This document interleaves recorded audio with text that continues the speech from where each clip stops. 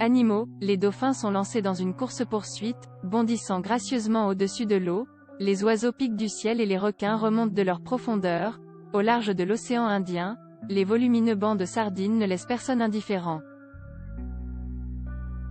Pendant l'hiver austral, la côte est de l'Afrique du Sud devient le théâtre d'un événement naturel spectaculaire, la Sardine Run, une migration sur plusieurs mois de millions de poissons, qui connaît son pic en juillet.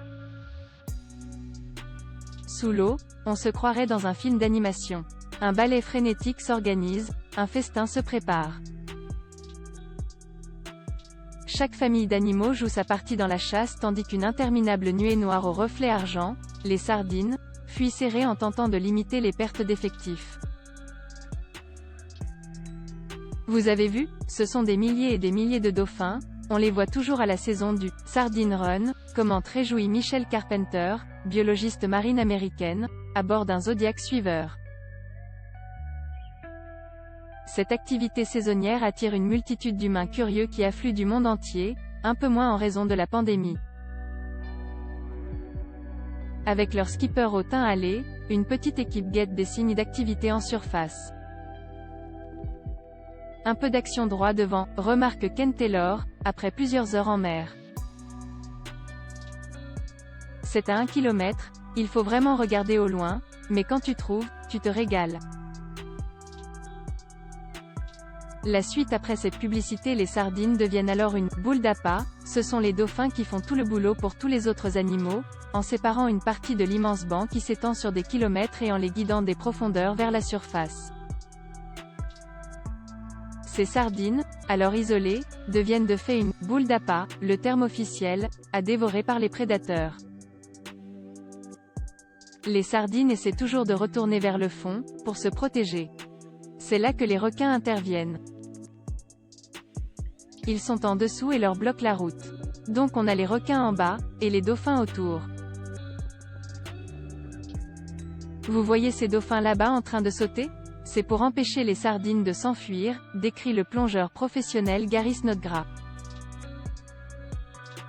Les fous du Cap, ces oiseaux capables de poursuivre leur proie jusque dans les profondeurs, n'ont plus qu'à se servir, comme vous pouvez le voir dans la vidéo ci-dessus.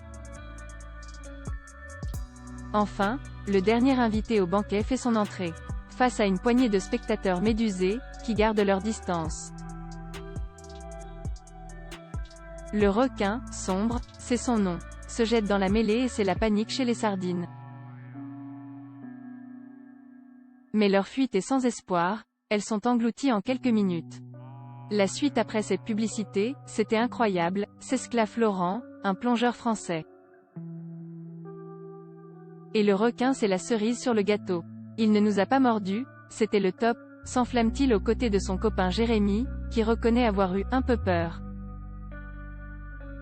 Allez, très peur, corrige Laurent. Ce spectacle se répète tout au long du « Sardine Run », qui s'étend sur quelques mois d'une migration qui serait liée, selon les scientifiques, au cycle reproductif du poisson. Sous l'eau, après le festin et le retour du calme, il ne reste qu'une pluie d'écailles virevoltantes.